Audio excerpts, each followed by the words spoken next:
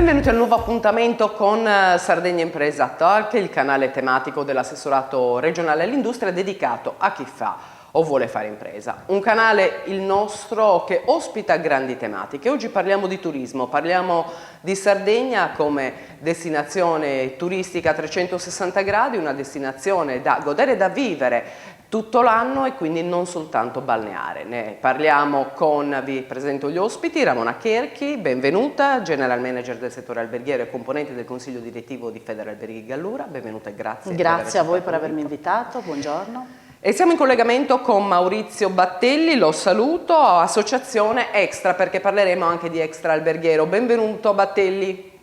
Grazie, buongiorno a tutti. Saluto e ringrazio anche Giovanni De Gortes, consulente del lavoro, partner di Nexum STP. Lei si occupa di accademia aziendale e fa parte anche del consiglio direttivo di Confcommercio Nord Sardegna. Grazie. Grazie dell'invito. Allora Cherchi, inizio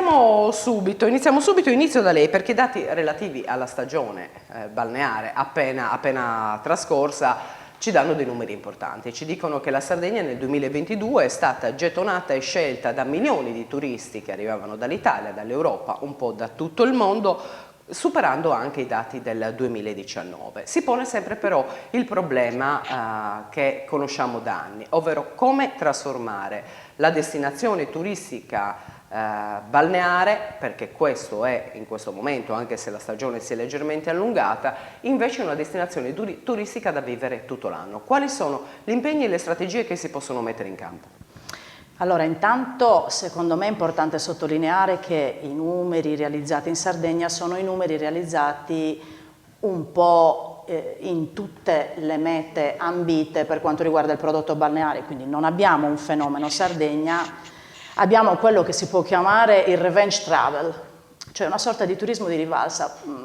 Bastava fare un'analisi psicologica spicciola per capire che le persone, una volta sciolti i lacci e le catene, avrebbero fatto qualsiasi cosa pur di tornare a viaggiare alla ricerca del sacrosanto diritto della libertà, voglio dire, di godere di nuovo di una vita piena. Quindi non siamo stati gli unici ad aver beneficiato di questo. Pertanto già di per sé questo ci dà un'indicazione, non è un numero sul quale poter fare grandi affidamenti, perché è stato realizzato all'indomani dall'apertura delle gabbie, come dico io, nelle quali abbiamo vissuto tutti.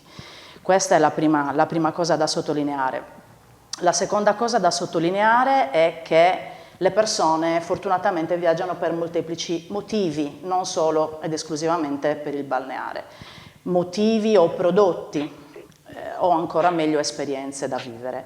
Quindi sicuramente bisognerebbe mettere a sistema queste esperienze, metterle in qualche modo in una sorta di database, censirle, ma non in termini istituzionali, perché il sito della regione esiste già, dà delle indicazioni tematiche su ciò che si può fare e d'altronde altro non potrebbe fare. Quello che invece si rende necessario è listare in qualche modo i prodotti in termini di attività che offrono questi prodotti. Cioè, se io banalmente volessi sapere oggi quante attività di trekking sono presenti in Gallura che posso prenotare nella giornata di domani, non ho accesso a un database, a una app, a una website, a una directory di queste esperienze. Quindi non sono in grado di poter organizzare questo viaggio perché non so, o questa esperienza, perché non so come andare a reperirla, diventa troppo faticoso.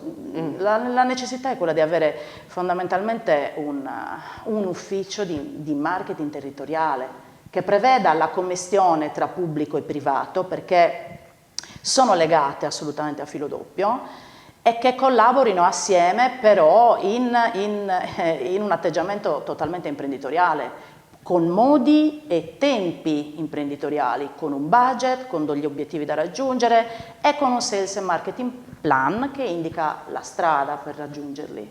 Cioè lei sta dicendo che noi abbiamo, la Sardegna, tanti prodotti da offrire al di là del balneare, li conosciamo perfettamente, sono prodotti altamente attrattivi, ma se non sono messi a sistema sono anche difficilmente fruibili perché difficilmente si rintracciano. Esatto, ma non solo non sono messi a sistema, non sono nemmeno messi in vetrina. Facciamo per ipotesi l'esempio di un negozio Ok, nella vetrina di questo negozio noi andiamo a mettere solo ed esclusivamente il nostro prodotto di punta o quello che noi abbiamo deciso lo sia, attenzione perché questo è opinabile, quindi mettiamo il balneare in questa vetrina.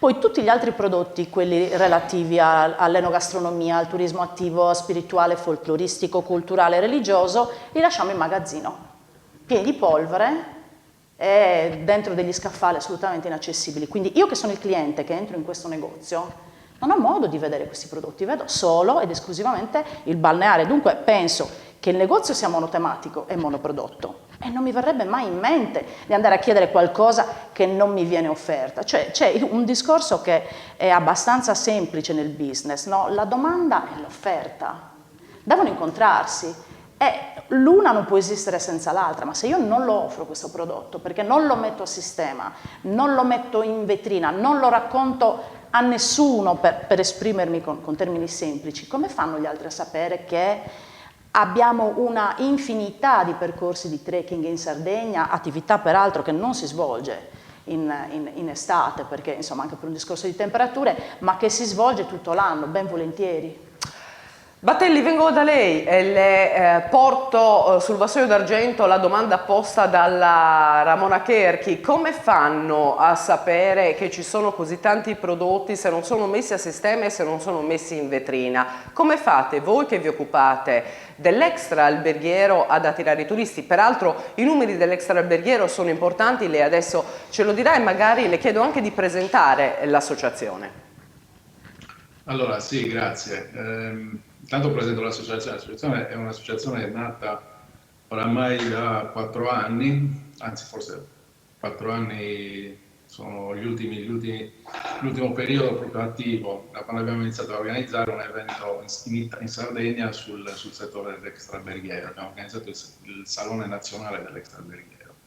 L'extraalberghiero in Sardegna è un fenomeno, così come in tutta Italia oramai, è un fenomeno abbastanza rilevante in termini di strutture, di posti letto, di operatori coinvolti.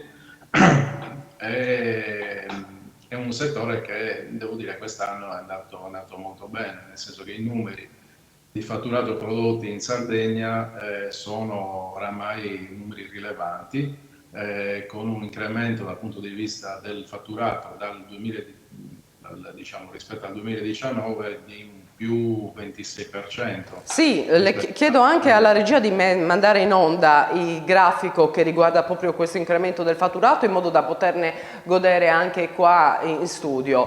Ecco, diceva 26,37%, questo è il totale, vediamo che c'è il nord che ha numeri e percentuali ancora più importanti. Sì, totale da gennaio a settembre, dato fatturato tratto dai portali di vendita. Il settore dell'extraalberghiero ha una particolarità, cioè che buona parte, stiamo parlando intorno al 90% del fatturato, passa tramite i portali online, i famosi Airbnb, Booking.com, VRBO, sono gli N portali di cui però questi tre sono quelli che fanno un po' la gran parte del fatturato. Dai dati dei portali, questi sono i dati della Sardegna, suddivisa nelle varie 4 aree, insomma, facendo in maniera molto semplice, nord, sud, est e ovest, insomma, poi ovviamente si può fare un discorso molto più localizzato, per cui insomma, la Gallura la fa da padrona, così come tutto il settore del turismo in Sardegna, dove c'è il 50% del mercato è Gallura. Insomma, alla fine i numeri sono questi in Sardegna. E voi come promuovete l'extraalberghiero? Che sistemi utilizzate? E che strategie adottereste per fare in modo che i turisti ci siano sempre, non soltanto d'estate? Allora, come promuoviamo la destinazione o ciascuno le proprie strutture, singole o più strutture, se gestisce più strutture, passa tramite 2 canali fondamentalmente. Uno è un canale diretto con le proprie strategie di marketing diretto online e quindi con i propri siti, con la propria presenza sui propri canali, oppure sui canali online tipo quelli che ho detto prima, Airbnb, Booking. Questi sono i 2 grandi filoni di ricezione di prenotazioni, sono questi nel settore. E quindi quello che uno può fare è fare attività diretta sui propri canali, andando a intercettare target che sono, diciamo, più relativi alla propria struttura, oppure tramite quello che può fare sui canali indiretti, quindi sui canali gestiti da Airbnb, Booking e gli altri portali.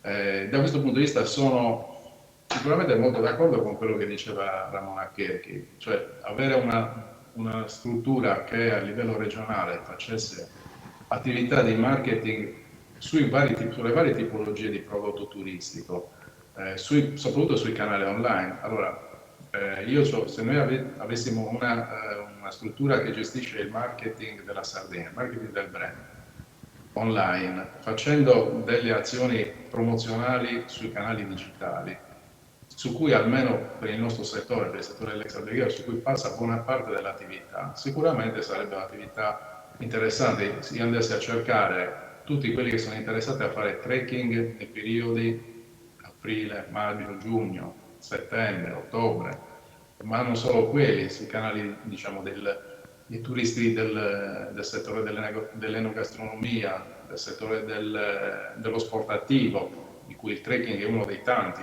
su cui in Sardegna si può fare tanta attività, sicuramente potremo intercettare volumi di traffico interessanti su cui la Sardegna si può proporre sia come prodotto, come destinazione, sia come posti letto, sia come attività.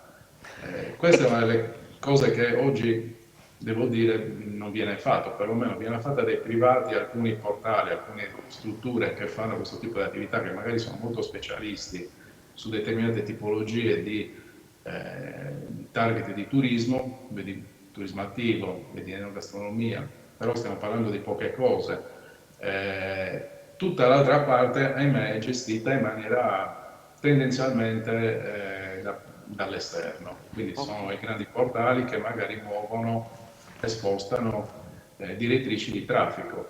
Su questo aspetto noi siamo sicuramente un po' indietro nel senso che non la governiamo e quindi ci arriva quello su cui in gran parte la Sardegna è forte, perché poi il brand Sardegna sulla destinazione, sul prodotto del mare e della vacanza estiva va da sola e vince da sola.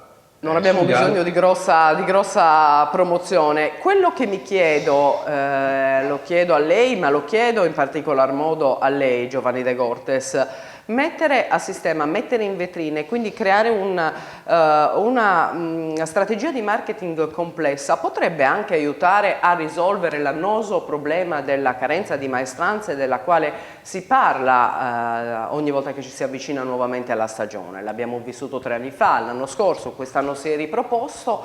Cosa sta succedendo nel mercato del lavoro che riguarda appunto il settore accoglienza, il settore turistico, quello ricettivo? C'è forse una disaffezione a questo tipo di professione e può essere collegata o meno al Covid? Allora, dobbiamo premettere, intanto ho seguito quello che hanno detto appunto i colleghi, è interessantissimo quello che hanno detto perché hanno parlato di accoglienza, di destinazione, di esperienza, vivere un'esperienza, di attrarre i clienti. Ramona diceva proponiamo tutto ciò che possiamo proporre, quindi se io metto in vetrina solo il mare, è chiaro che il cliente non potrà mai chiedermi qualcosa che riguarda l'entroterra, no? Il lavoratore è il primo cliente, il lavoratore da attrarre è il primo cliente dell'azienda.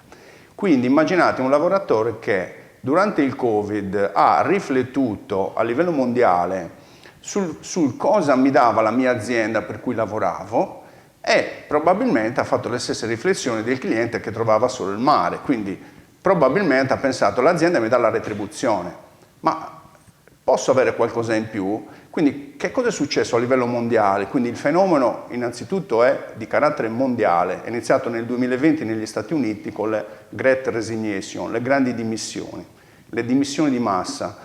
Milioni di persone hanno abbandonato il posto di lavoro pur non avendo un altro posto di lavoro. Quindi questa riflessione a livello mondiale ha delle motivazioni di carattere psicologico, anche Ramona ha parlato di un'indagine psicologica, no? Se fosse stata fatta avremmo saputo che i turisti sarebbero arrivati in quantità. Sui lavoratori non è stata fatta. Tutti hanno pensato che alla fine della pandemia il lavoratore torna da me. Perché? Perché gli do la retribuzione. Quindi quali sono i motivi principali? Innanzitutto il fatto che i giovani tra i 25 e i 35 anni sono entrati in quella che viene chiamata YOLO Economy. YOLO è un acronimo che in inglese la traduzione è si vive una volta sola, cioè le persone hanno avuto paura di morire, la paura di morire ha portato alla realizzazione della possibilità di cercare qualcosa di più interessante, di più soddisfacente. Io faccio sempre l'esempio, è come se noi fossimo in un parco divertimenti e avessimo tante fish, tanti gettoni, come ci davano da bambini, no? I gettoni quelli degli autoscontri, no? E noi pensiamo di stare lì nel parco giochi tutta la giornata. Poi a un certo punto il microfono dice attenzione, il parco giochi potrebbe chiudere da un momento all'altro. Quindi io mi trovo con queste fish e cosa faccio? Cerco di fare tutti i giochi possibili. Perché magari ero sempre nell'autoscontro con le mie fish, però avevo visto che il parco giochi era grande, ma la giornata è lunga. Ma a un certo punto la pandemia ti dice attenzione, potrebbe chiudere da un momento all'altro. Quindi inizio a guardare. È successo questo, le persone hanno iniziato a guardarsi attorno, hanno iniziato a vedere gli annunci di lavoro anche in altri settori. Milioni di persone hanno cambiato settore, non ha nessuna influenza o se ce l'ha è minima il reddito di cittadinanza, quindi chi dice la colpa è di reddito di cittadinanza non ha studiato, deve andare a studiare le statistiche, perché faccio solo un esempio, se si va su internet ci sono delle dichiarazioni, dei titoli di giornale, ne ho trovato uno l'altro giorno perché stiamo facendo anche ricerca e sviluppo anche con l'Università di Sassari su questo tema e c'era scritto 20.000 posti vacanti in Sardegna. Ci sono 20.000 posti, nessuno li vuole. Il problema qual è? Che è un articolo del 2017, il reddito di cittadinanza è stato introdotto nel 2019. Questo è un fenomeno che ha una lunga storia, la pandemia ha solo accelerato e ci sono tanti motivi, quindi i lavoratori cercano un posto dove vivere un'esperienza, non vogliono più un posto di lavoro a cui corrisponde solo la retribuzione, cercano flessibilità dell'orario di lavoro, cercano piani di welfare aziendale, cercano piani di carriera, cercano datori di lavoro che sappiano dare il feedback continuo e dire ai lavoratori questo va bene, questo lo miglioriamo, non questo va male. Questo va bene, questo lo miglioriamo con la formazione.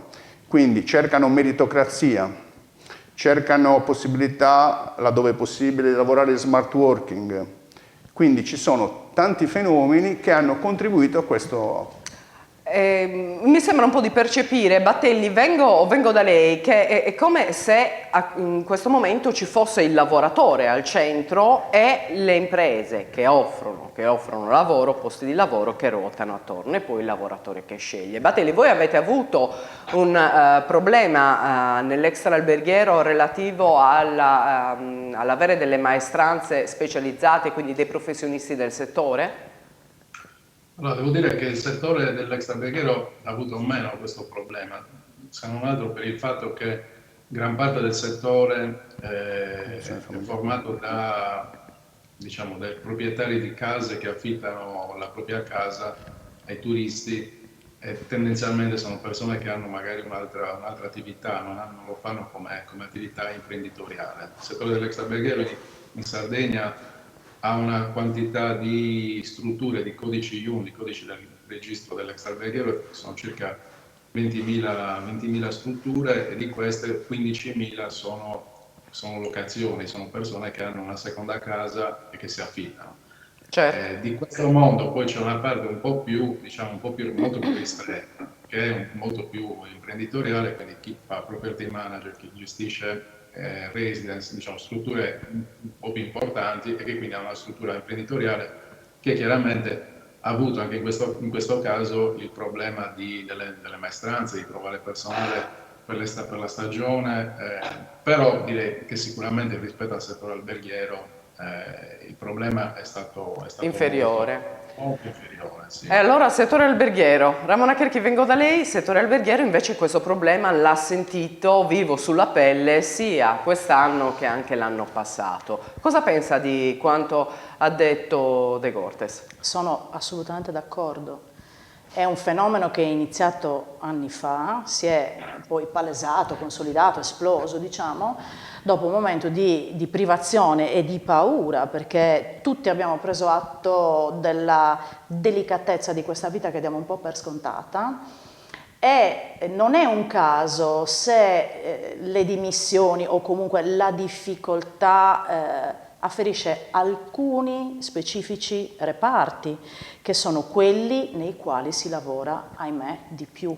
Sono più usuranti, mettiamola in questi termini, perché al di là di una corretta retribuzione, di un contratto consono e a norma, oggi si cerca la qualità della vita, ma a mio avviso è un trend assolutamente corretto. Non si può vivere per lavorare, non è possibile questo. C'è qualcuno che di sua sponte desidera farlo, ma la maggior parte delle persone no.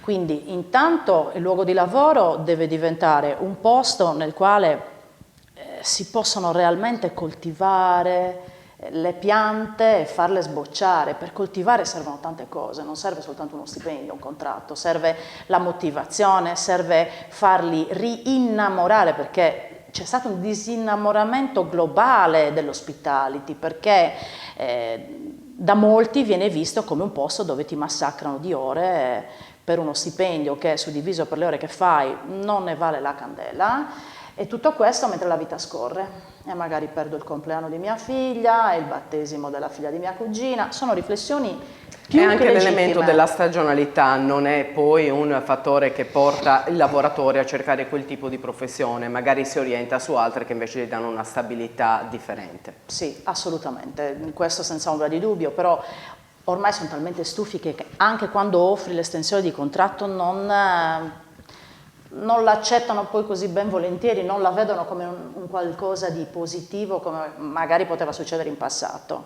Non siamo più innamorati di questo lavoro, la formazione è fondamentale sotto questo aspetto, anche per innamorarsi di questo lavoro. Formazione non significa solo stare a scuola, studiare tecniche, alberghiere, certo. no, significa una marea di cose. Banalmente oggi formazione è anche insegnarti il giusto approccio sul posto di lavoro, nel comportamento che devi avere con i tuoi colleghi piuttosto che con i tuoi ospiti, con i tuoi superiori, con i tuoi sottoposti, perché abbiamo bisogno di questo. E di formazione si è parlato durante gli Stati Generali del Turismo, si sono svolti lo scorso settembre ed è stato l'assessore regionale Gianni Chessa a sottolineare che tra le cose da migliorare in Sardegna, per quanto riguarda ovviamente il settore turistico, c'è quello della formazione. Sono nate anche le accademie aziendali, sono realmente valide per quanto riguarda la formazione del professionale?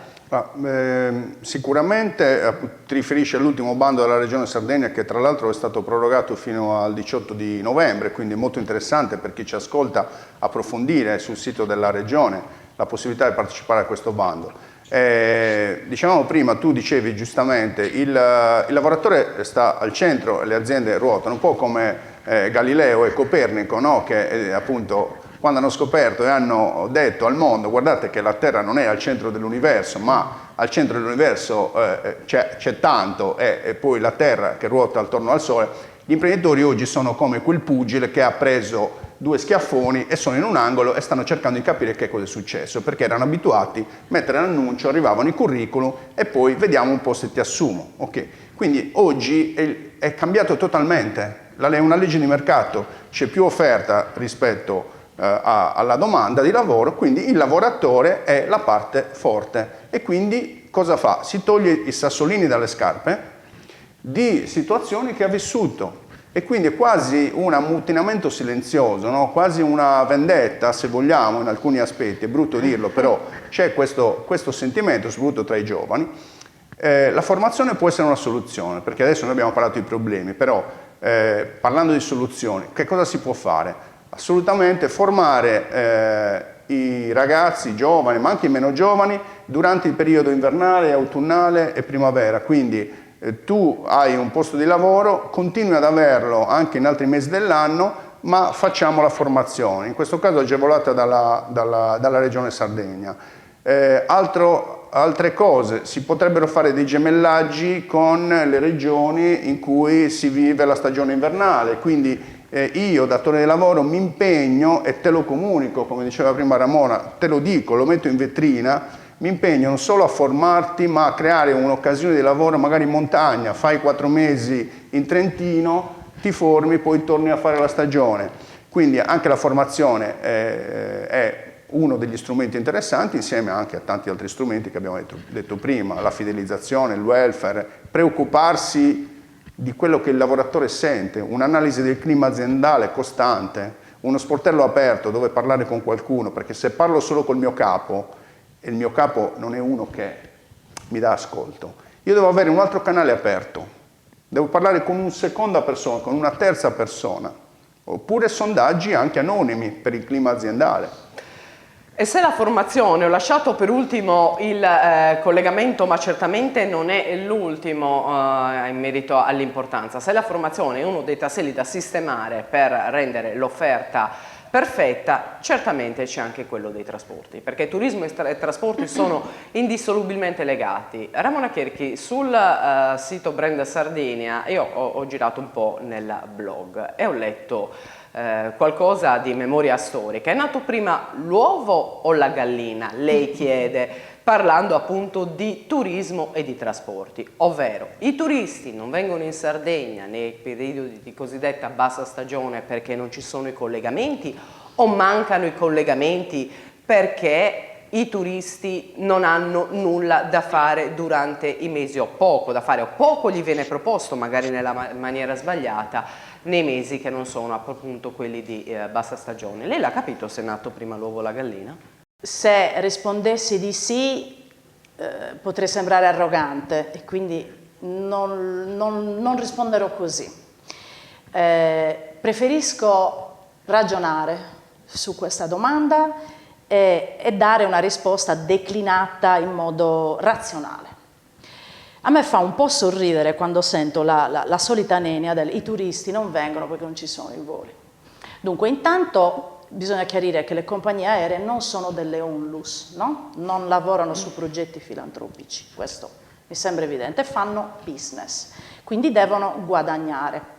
Allora, prima di decidere se attivare o meno un volo in una specifica destinazione, in uno specifico periodo dell'anno, vanno a verificare se vi sia la famosa domanda. Cioè, come faccio a sapere se la gente desidera andare ad Olbia a novembre? Anni fa era un po' complicato fare queste ricerche, dovevi andare un po' a sentimento, diciamo, poi c'erano sicuramente degli strumenti scientifici, ma oggi è di una semplicità assoluta. La business intelligence ci fornisce questi strumenti, peraltro in modo gratuito, anche attraverso Google Trends per esempio, ma queste compagnie poi hanno le loro specifiche tecniche, certo, che banalmente è l'extranet del proprio portale. Allora attraverso l'extranet io sono in grado di verificare quante volte è stata digitata la destinazione Olbia a novembre. Nel momento in cui verifico che il numero di queste digitazioni va da 0 a 10, è evidente che il mio volo potrebbe andare e tornare vuoto e quindi io andrei a spendere un sacco di soldi per attivare un volo che viaggerà vuoto. Quindi che cosa dovremmo fare per far sì che una compagnia aerea attivi questo volo? Torniamo a bomba. Dobbiamo costruire e vendere il prodotto di novembre che genererà la domanda dei voli per novembre, perché vedete, le gestioni aeroportuali a mio avviso stanno facendo un lavoro eccellente, però mettiamoci nei panni del market manager che sta andando a ragionare con Lufthansa e gli sta chiedendo di attivare un volo da novembre a marzo, ad aprile, e il market manager di Lufthansa dirà sì, ma sulla base di cosa, scusa? Cioè i costi operativi dell'attivazione del volo, il landing fee, chi li paga? Poi se il mio volo viaggia a vuoto, allora chi è che deve realizzare, assemblare e mettere sul mercato questo prodotto? Chi? Le istituzioni e gli operatori. Quindi cioè, serve un tavolo serve un tavolo, però siccome operativo. poi di tavoli tecnici effettivamente ne sentiamo parlare. No, da una parliamo vita. di un tavolo operativo, cioè Parliamo arrivare- di un ufficio marketing della destinazione Sardegna che preveda la presenza dell'istituzione Regione Sardegna e dei professionisti di marketing territoriale, né più né meno come avviene in Toscana o in Trentino. Andiamoci a vedere che cos'è Visit Toscany e tutta la promozione che fanno attraverso tutti gli strumenti che oggi abbiamo, tramite anche la Fondazione Toscana. Andiamo a vedere chi c'è dentro quegli uffici, chi ci lavora. Ci lavorano delle persone che hanno fatto un percorso di studi specifico per fare questo mestiere, perché è un mestiere, è un po'... non so, come andare da uno sciamano se stiamo male, andiamo da un medico, ok? Non andiamo da uno sciamano, andiamo da un medico. Se oggi abbiamo necessità di declinare, di promuovere, di mettere sul mercato questi prodotti, abbiamo bisogno di un professionista. Secondo me è anche sbagliato aspettarsi che lo faccia solo ed esclusivamente la Regione, perché la Regione ha un portale e in questo portale vi sono delle indicazioni dal punto di vista solo tematico, ma non c'è la lista di quante aziende ci sono in Gallura che mi organizzano Quindi le escursioni. andrebbero censite Andrebbero tutte. censite, esatto, ma questo però lo deve fare un privato, ha un costo folle fare Certo. questo lavoro. Ecco perché è necessario la presenza delle istituzioni, perché di fatto stiamo parlando di promozione dell'identità territoriale, quindi esistono fondi comunitari per fare questo, quindi non sto parlando di qualcosa che sia impossibile da realizzare, semplicemente bisogna iniziare ad andare verso quella direzione invece di continuare a fare tavoli dove ce la cantiamo, ce la balliamo, però il risultato è sempre zero. Batelli, che ne pensa? Allora, dell'uovo della gallina più o meno la stessa cosa che ha detto Ramona. Allora, noi siamo nella situazione, è come se noi producessimo il panettone. Allora, è chiaro che il panettone si vende a Natale ed è il nostro mare. La cosa che bisogna intanto decidere e soprattutto capire è rispetto al mare, all'agosto in Sardegna, come dovrebbe essere la curva di turisti che arrivano negli altri periodi? Almeno darci un target, perché se noi pensassimo di ottenere gli stessi turisti, il stesso numero di turisti, il riempimento delle strutture ad agosto, così come a febbraio, così come a novembre, probabilmente dovremmo inventarci qualcosa veramente di difficile, che sarebbe un obiettivo, come dire, molto sfidante, estremamente sfidante, però anche forse un po' troppo. Intanto ci potremmo mettere alcuni obiettivi, cioè sapere se i dati sono 100 ad agosto, come deve essere la curva, cioè quanto riusciamo veramente a ottenere negli altri periodi. E lì puoi declinare sui vari mercati, perché poi sono mercati completamente diversi, cioè quello che arriva ad agosto non è un mercato che arriva probabilmente ad aprile, a marzo, a giugno, a maggio. Esempio, il mercato del settore congressuale, tutto il mondo del mais, che è un mondo che ha avuto un'enorme crisi nel periodo pandemico, si è completamente bloccato, così come tanti altri mercati del turismo, che adesso sta riprendendo. Ci sarebbe stata la possibilità, o c'è ancora, ma sempre di meno perché se poi stiamo fermi gli altri corrono e noi stiamo ancora fermi, di poter ottenere importanti risultati in questo mercato. È un mercato ricco, importante, che tendenzialmente destagionalizzato rispetto al mare, quindi che non è destagionalizzato per sé perché ha la sua stagionalità, che però non è quella del mare. Allora, questo bisognerebbe fare. Partire da mettersi degli obiettivi, decidere qualcuno di questi mercati, capire quali sono poi veramente mercati che portano risultati, perché poi spesso e volentieri ci si innamora di slogan, di nomi, di mercati che se poi vai a vedere dici, ho capito, ma quanti sono? Quanto vale questo mercato? Quant'è veramente il valore di fare azioni su determinati mercati?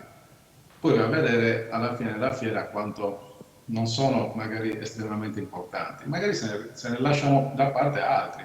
Vedi il mercato del mais che stiamo lasciando tendenzialmente tutta la Sardegna si è fermata, non abbiamo fatto niente in termini di promozione come tutta la Sardegna, tutte le destinazioni e quindi li stiamo cercando di recuperare senza fare chissà che, sapendo che è un mercato importante, che la destinazione Sardegna attira sempre, forse anche un po' lì, ma se ci mettessimo veramente a fare operazioni di marketing serie, probabilmente da lì arriverebbero numeri che manco immaginiamo.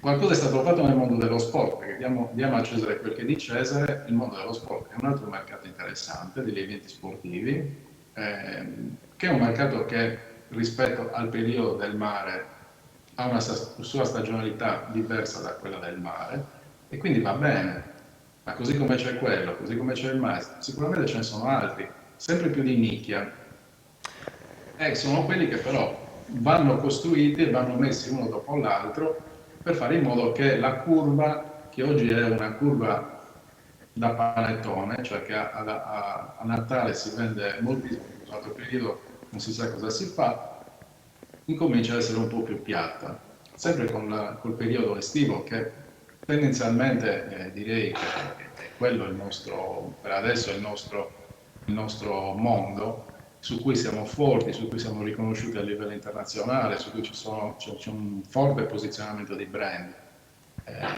Fare altro bisogna farlo bene. Bisogna farlo bene, le idee non mancano, soltanto durante questa trasmissione ne sono emerse tante e probabilmente è giusto dare voce in capitolo a chi lavora quotidianamente all'interno del settore e quindi l'operatività la conosce assai bene. Siamo in chiusura di trasmissione, ma lei, Battilli, ha citato il turismo congressuale, se ne è parlato di recente a Cagliari durante un meeting. La Sardegna si propone come destinazione, peraltro è anche facilmente comprensibile perché la Sardegna possa essere appetibile per appunto incontri di lavoro che magari coinvolgono anche migliaia di persone, non pensiamo a piccoli gruppi o migliaia di persone. Lei che di lavoro si occupa, De Cortes, lascio a lei la chiusura. Turismo congressuale, la Sardegna ha reali potenzialità? Assolutamente sì, i meeting, l'incentive, io non sono un esperto di quel settore, ma vedo come si muove il mondo del lavoro. Oggi ad esempio i benefit da offrire ai dipendenti possono essere anche i viaggi premio, possono essere i meeting aziendali divertenti, quindi in cui si lavora, però poi c'è anche una parte ludica, c'è una parte di convivialità.